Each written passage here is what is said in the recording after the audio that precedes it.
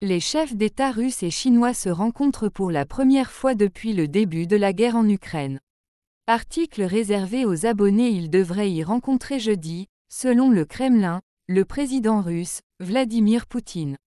On ignore si Vladimir Poutine avait alors discuté avec Xi Jinping de son intention d'envahir l'Ukraine.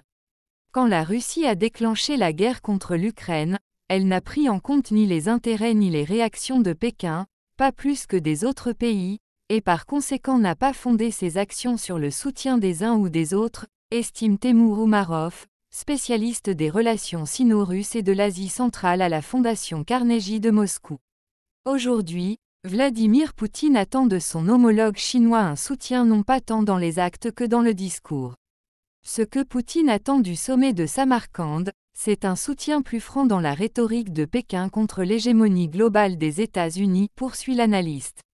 Dans le China Daily, organe officiel du Parti communiste chinois en langue anglaise, Xu Wenrong, membre de l'Académie des sciences, insiste, jeudi, sur la neutralité de la Chine et affirme que Pékin exprime sa sympathie pour les victimes du conflit et a fourni de l'aide matérielle à l'Ukraine pour aider à surmonter la crise qu'il affronte.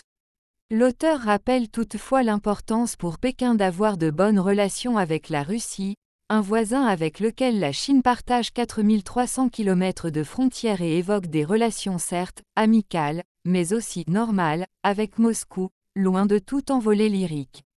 Il vous reste 66,5% de cet article à lire.